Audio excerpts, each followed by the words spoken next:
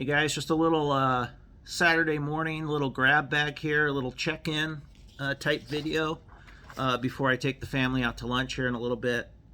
But I want to address a couple things. So I made a short last night about guys that just randomly go on and just do a thumbs down no matter what. And there are a couple jerks on there that basically said, "Well, I sound like a whiny little girl, or I'm a complainer. You should be able to take criticism both ways." And sometimes there's no room for any criticism. I made a post, or I made a little short video about showing some of these HVAC guys respect on the internet. Especially like a one-man band HVAC contractor like myself.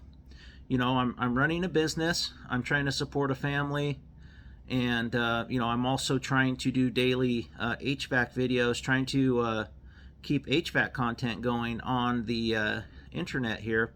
And also I do a lot of shorts too, which takes up time, takes effort, and some of them are goofy, some of them are serious, but it's a way of just keeping your face out there and trying to grow an HVAC channel on YouTube. And there's just random jerks that have nothing nice to say. They're probably miserable human beings, and all they really want to do is just drag other people down with them. I actually have some of those people in my family that do that. So I just want to address that real quick. Show some of these guys respect. Show me some respect. We're out here working our ass off. It's a 24/7 job doing this. Because not only am I out in the field doing HVAC work, I'm running a business behind the scenes, and I'm also giving you YouTube content. So and I kind of want to segue to social media. It's been one of those things where I haven't really utilized it as much as I probably should. I started this channel June of last year, and I wish I would have started doing YouTube 15 years ago, like some of these other guys have. Sorry guys, still waking up. They got thousands and thousands and thousands of followers, and they make a video and all of a sudden they got 1,000 people watched it in the first half hour or more than that. So but back to the social media thing. So I started a new Facebook group, and I called it Central Oregon HVAC Help, and it's a good thing. I'm for the longest time I was old school and didn't want to do anything in social media, but I see its value now, and that's where everything is. So I got to keep pushing on that. I haven't joined any of the other ones. I haven't joined Instagram, haven't joined TikTok, whatever else is out there, Snapchat. I don't know. I've never been on them. I don't even know what they are. And if they are beneficial to an HVAC business, let me know. Let me know, because I'll do it if it helps out my business. So I started this Facebook group called Central Oregon HVAC Help, and I did it for a few reasons. One, it's to help out people in my area with HVAC questions. It's also a way to gather more work and grow my business, and just keep my name out there. So I just started it yesterday, and I got 10 followers so far. So and they're people that I've done work for, and a couple of family members. So one of the first posts I put on here this morning, I just want to read it to you, and this is to help you guys here watching on YouTube as well. But I just did some tips for you as we enter the heating season. And number one, the most basic and the thing that will keep your system working the best, and it's very, very cheap insurance. Sorry, I got my ductless running up here, so it's blowing my paper around. But it's cold out here this morning, and the family's making too much noise for me to do the video in the house. So number one, make sure your filter is clean and changed. So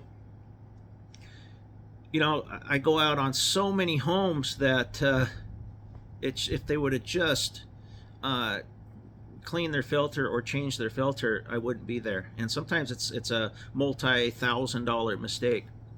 Number 2, have a professional tune-up performed if it hasn't been done in the last 2 years. So, I mean, that's obvious.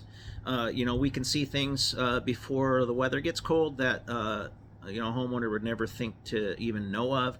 And after equipment gets to be about 2 years old, you want to get it done every year. I strongly recommend that. And then number 3, if you own a heat pump, do not, and some of you guys might disagree with me on some of these.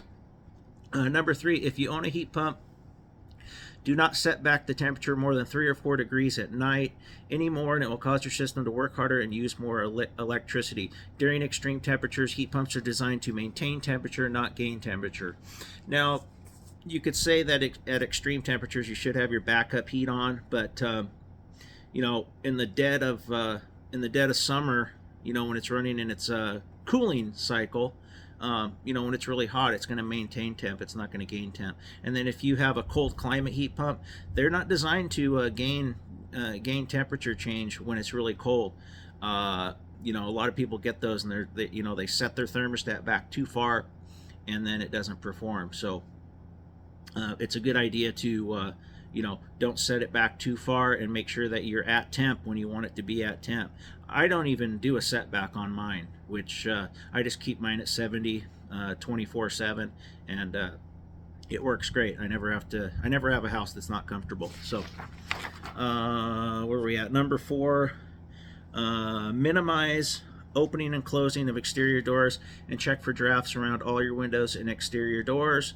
Fix if necessary. That's a no-brainer. If you have door seals, drafty windows, check your seals. Make sure that you don't have cold air just blowing in your house. If you see daylight through something, then you got a problem. That's just common sense stuff. And if you're not handy enough to deal with it yourself, find a handyman, somebody that can come in and take care of your windows and your doors. It's very important. Number 5, make sure your crawl space and attic insulation is adequate and in good shape. If it's not, address the issue. Insulation is one of the best bang for your buck home improvements. There's a lot of homes. Some homes around here don't even have any insulation, so I don't even know how they keep their house warm. But it's the best bang for your buck. It really is. For the cost of insulation, or the cost to have it installed, you're going to get it back and then some. So it's a good time for you to go check your insulation here in October, and make sure that it is adequate. And then the last one I had on here, if you have high electric or gas bills, consult an HVAC professional to assess usage and where things could be improved. A lot of the utility companies will do this for you too. Heating and cooling and water heating is a majority of these bills. Consider upgrading to higher efficiency equipment, or address the building envelope. So it kind of goes along with the insulation and sealing your windows and doors. And I think utility companies will actually come and do a blower door test and a duct blaster and all that stuff for you. I'm not sure if they charge, but you can find a company. I don't have the means as a one-man band. I don't have all the equipment, but you can find an energy company in your area to come do those tests and see where your leakage is, and see where you can improve your building envelope, and then you can address the HVAC accordingly. So then I just put the last one, have a great winter. So just a quick check-in here. I'll keep this under 10 minutes. Hope everybody's enjoying your Saturday. We're going to go have a nice lunch with the family, and we'll have some more HVAC content for you next week.